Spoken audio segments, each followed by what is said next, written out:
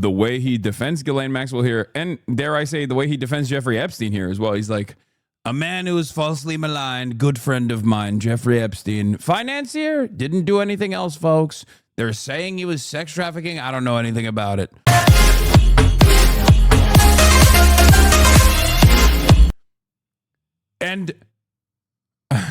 And his beautiful girlfriend, Ghislaine Maxwell, I wish her well, I wish her well.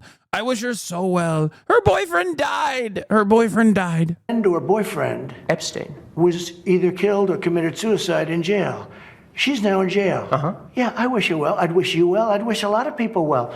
Good luck. Trump and some of his top... It wasn't only this. There was a press conference during COVID. Yeah, that's what he's referencing. He first had the I wish her well moment in a press conference during COVID. God, there were so many crazy moments happening at that time. I mean, this entire interview is actually crazy. Like, it bears repeating. It bears a revisit because, like, there's so much happening in that back and forth between Jonathan Swan and Donald Trump, where he just asks like very basic things, and then Donald Trump's responses are so insane.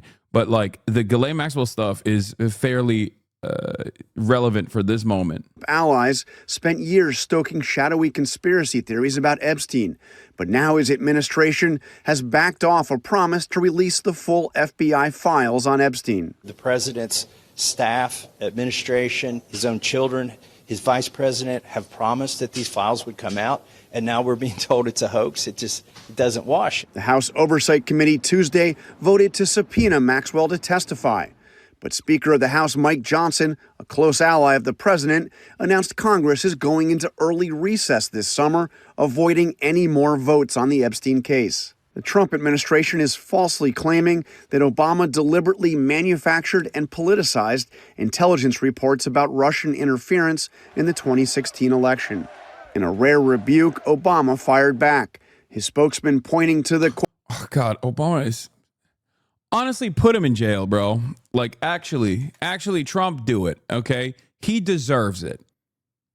He deserves it for many different reasons. Obviously, because he did war crimes when he was president.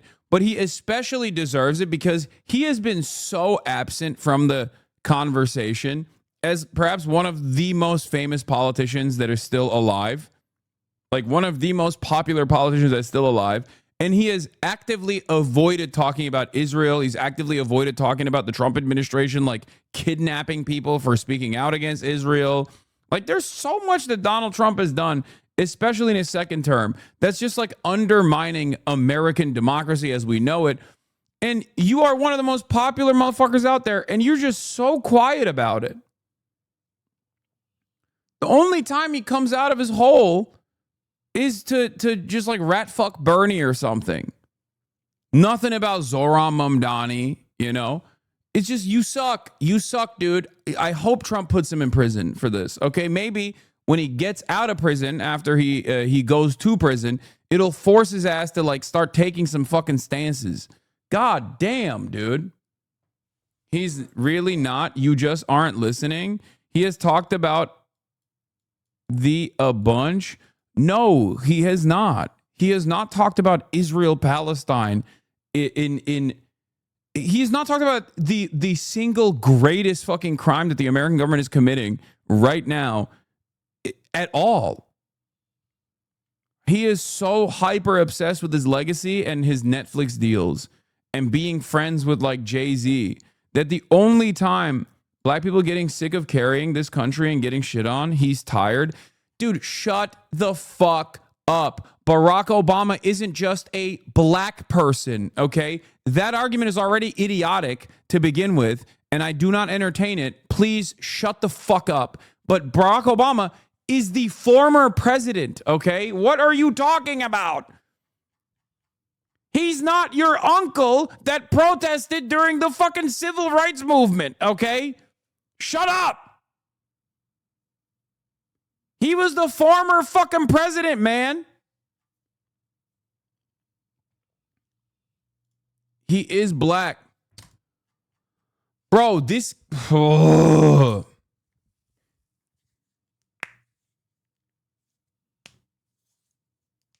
God damn, it's the most annoying fucking Gen X attitude I hear so goddamn consistently. I feel like it's got to be rage bait at this point where people will be like, black people are tired. Black people are tired. Black people are tired.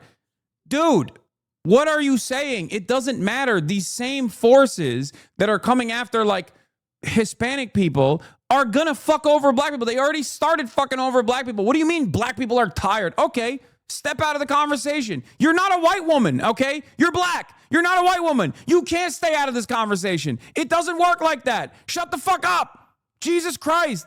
There's never been a fucking singular political movement in this goddamn country that hasn't centered fucking over black people. What do you mean black people are tired? We're going to step out of this. Okay, step out of it. Just because you stepped out of it doesn't fucking mean that the government is not going to come after you. They already are, and they will continue to do so. You don't magically become a fucking wine mom living in the countryside by saying, oh, I stepped out of it. What is this?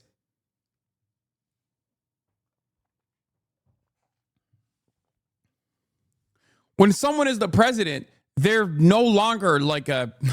you can't do identity politics to defend a president, okay? And they're a former president and their lack of interest in addressing any of the things that are going on.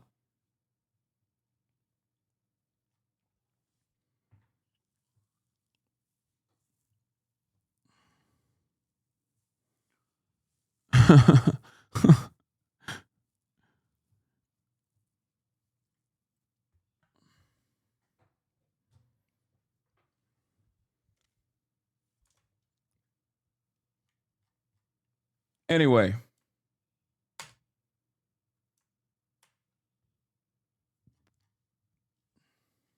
Quote, widely accepted conclusion that Russia worked to influence the 2016 presidential election, but did not successfully manipulate any votes. Obama noted that those findings were affirmed by Republicans in Congress at the time, including Trump's now Secretary of State, Marco Rubio. The Obama spokesman adding, quote, these bizarre allegations are ridiculous and a weak attempt at distraction.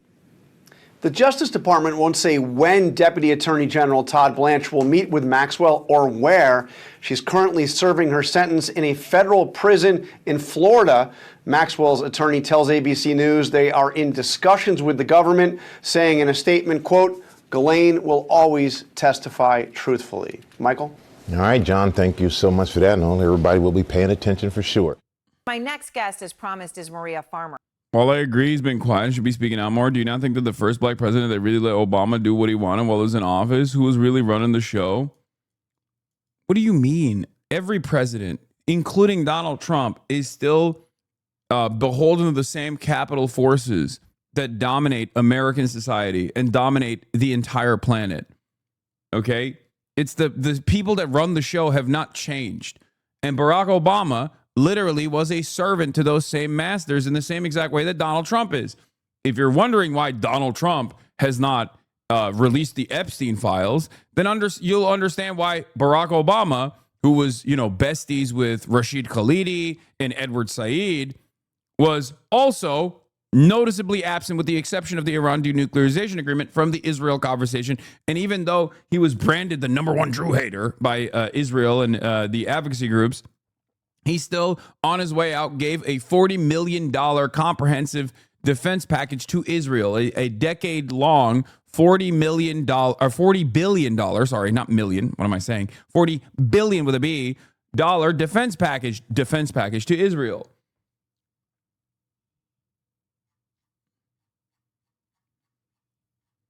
Maybe now that he's in the crosshairs, it'll kick his ass into high gear and he'll start talking about it or something. I don't know. Who will see? But yes.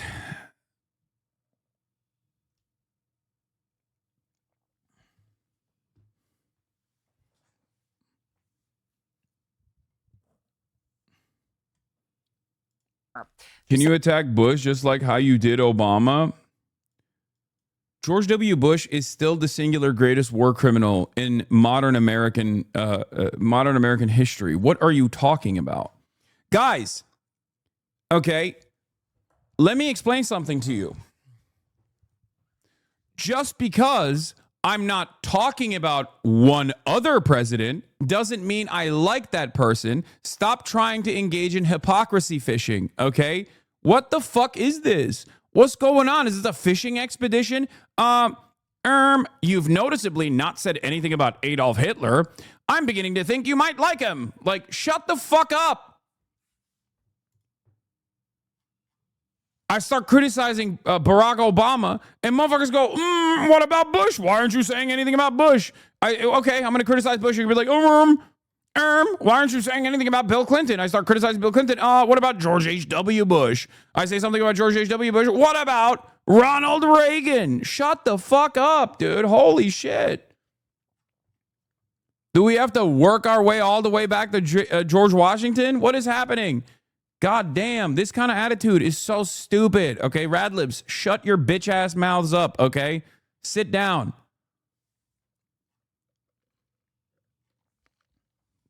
It's one of the most annoying tendencies that fucking baby leftists have, which is like a thing that I didn't say, a thing that I have not talked about. It must mean that I'm actually in favor of that thing, and I'm actually being hypocritical for some other secretive alternative reason, you know?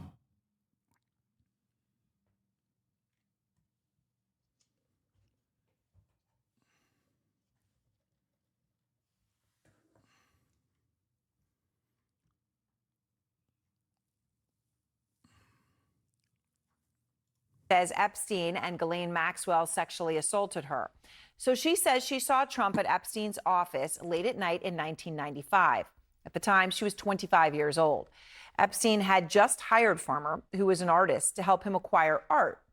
Now, Farmer urged the FBI to look at Trump's connections to Epstein twice, in 1996 and again in 2006, which, of course, means Trump's name could very well be in those government files that the administration is refusing to release. Maria Farmer is now suing the government to try to get the unredacted files about the allegations she brought forward about Epstein. Now, President Trump has not been the target of any investigation related to Epstein, nor has he been accused of any criminal wrongdoing in this case. Maria Farmer is out front now for her first television interview, sharing her story since filing her lawsuit, and she is joined by her attorney, Jennifer Freeman. So thanks very much to both of you. And Maria, I want to give everyone a chance to understand exactly what happened here. I mean, you said that Jeffrey Epstein calls you to come to his office, and you go, and then you're sitting there waiting, and Donald Trump walks in. What happened? Yes. Well, first of all, I'd like to thank you for having me on, Aaron. I really appreciate it, because I need to say up front that I've waited 3 decades to be able to even be heard about this, because the government has not held any of the people I reported accountable. And so basically the night before I went in, before I began working for Epstein, he called me at very late in the evening and asked me to come up to the Helmsley Palace offices. And I didn't even have money for a subway token. It's kind of embarrassing. So I had to go running up there. And so I told Epstein, I'll be up there. It'll probably take me until like 9. He's like, okay. So I get there and I'm waiting. It's dark. Like there's no light on in the offices. And I thought that was really weird. So I'm seated against the wall in the main part of the offices and just waiting for Epstein. And he says, I'll be out in a minute, you know, and he's got the door closed. And then a few minutes later, this man walks in a business suit, kind of tall, imposing. And I immediately was like, that's Donald Trump. What's he doing here? I'm supposed to be working for Epstein and interviewing with him. Why is Donald Trump here? And he walked up about, a few feet from me and just stood over me in a very imposing way and looked at me like he was in on some secret or something. It was really weird, like smirking kind of.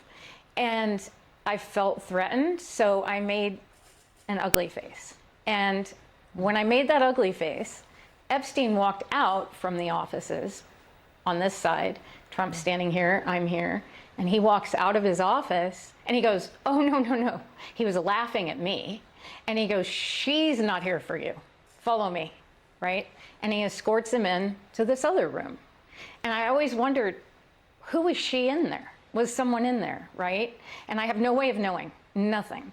But I felt very intimidated because I had on running shorts and I was vulnerable, sweaty, just a nobody in an office with these two men. That it felt very predatory and uncomfortable.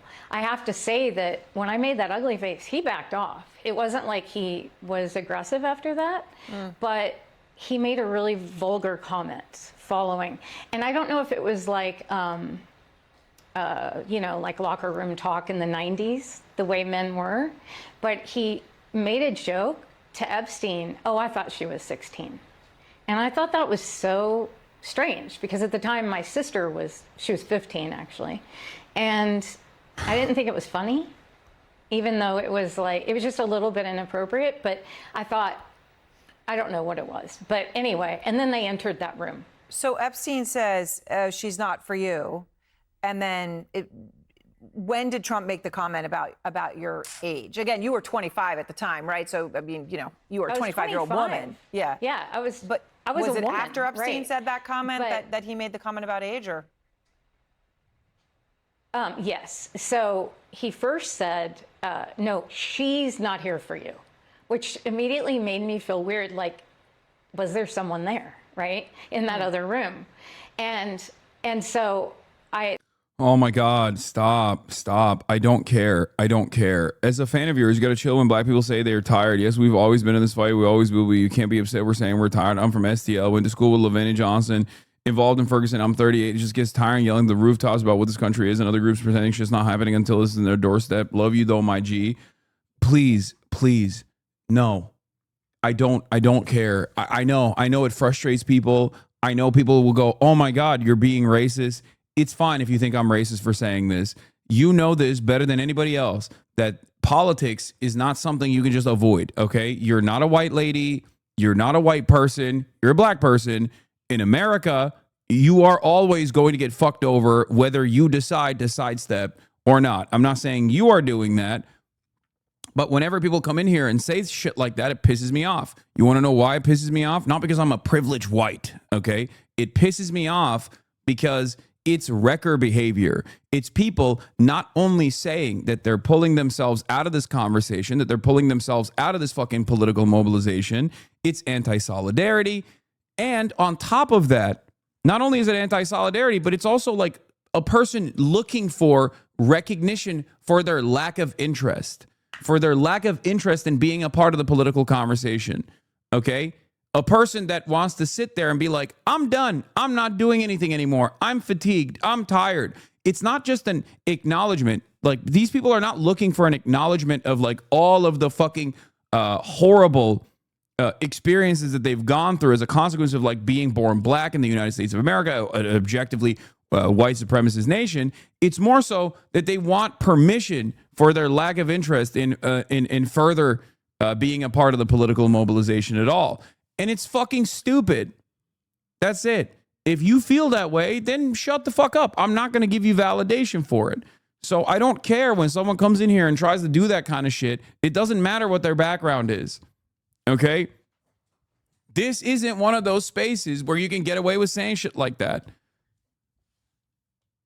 And it's more often than not repeated by people who literally think, well, I voted for Kamala Harris. That's it. I see it so much. I see it so much with Gen Xers, especially. Okay? Let's be real. Okay? Let's be real. There are a lot of Gen Xers out there who love saying, well, I voted for Kamala Harris. I did my duty. Now you guys wanted Donald Trump. It's your fault.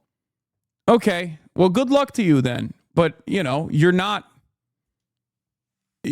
gonna win over anybody here. No one is gonna look at that and go, whoa, wow, she really did do her best. She voted for Kamala. I guess now she can stay out of this conversation. That's it. And it's like additionally funny because like this was in defense of fucking Barack Obama. Okay, Barack Obama is tired. What do you mean Barack Obama is tired? Tired from what? Tired from doing Netflix deals? Like, what are you talking about? Tired from being besties with like Jay-Z and Beyonce? Is that, oh man, it's so tiring to be in the fucking Hamptons all the time.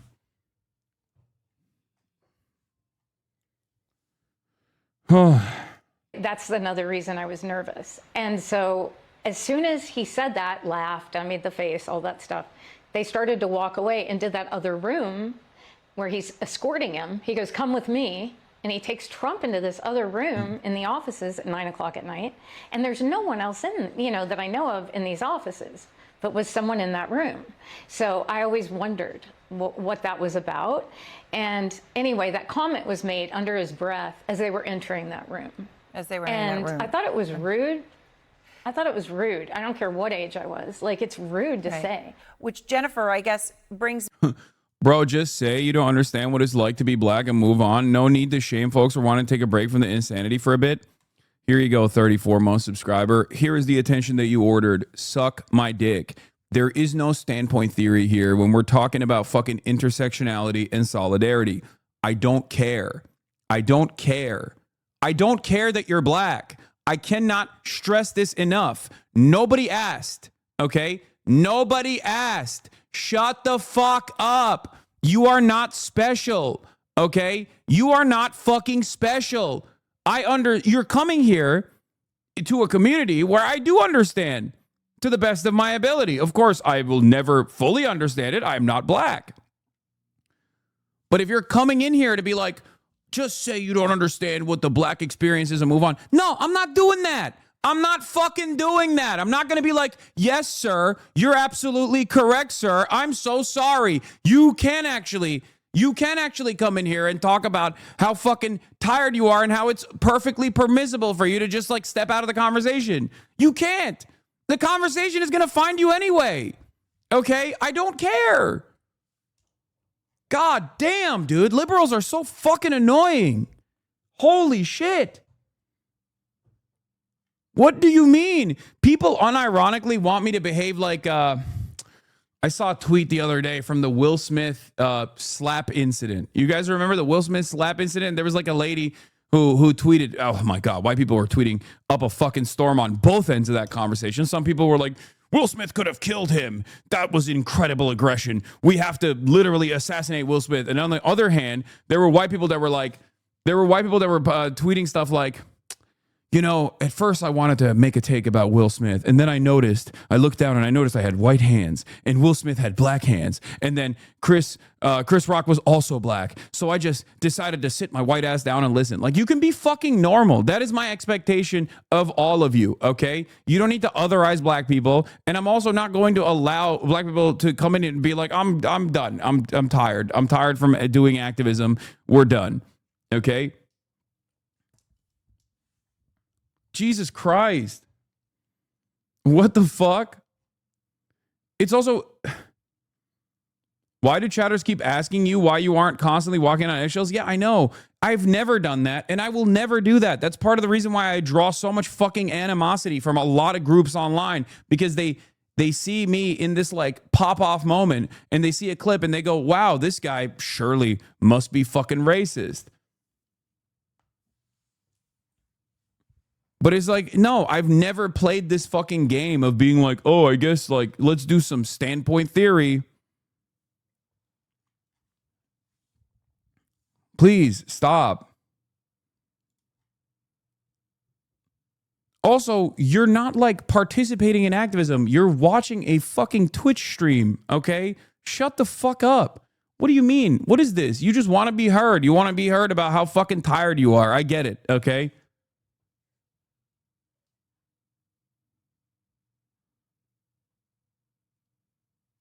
God damn.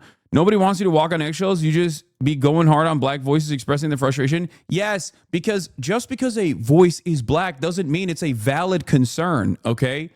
This is the thing that I'm trying to describe to you. If I'm having a conversation about solidarity, okay, and someone comes in and goes, well, as a black person, I don't want to be a part of this because Obama, this was like in defense of Obama, okay? Obama is black and he's tired, just like all other black people are tired. It's like, okay, well, we're talking about a former president. Like, what do you want me to say? You sound like a fucking crybaby bitch. Are you talking to me?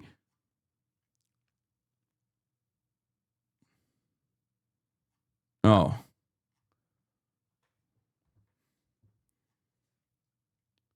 We are a few seconds away from black liberal chatters demanding you wash our feet is so weirdly infantilizing to us. Man, I understand where exhaustion comes from, but like, I'm sorry, I'm not going to allow Obama to get away with bombing hospitals. The fuck are we doing? We don't have to give it up for the war criminal. Solidarity. It's like, by the way, my demand wasn't even like Obama apologize for all the war crimes that he fucking engaged in. Okay. My demand was for Obama to at least say something about Donald Trump just fucking ripping apart the social fabric that is basically holding on by a couple threads and keeping American society intact as a fucking former president and one of the most popular political figures. That's it. The defense of that isn't to say, oh, well, he's black and he's tired. He's experiencing fatigue. Yeah. So, yeah, your demand was for Trump to fucking arrest Obama? Yes, I did. I said that. Yeah. Maybe that'll kick him into high gear and will cause him to actually fucking participate in the conversation for once.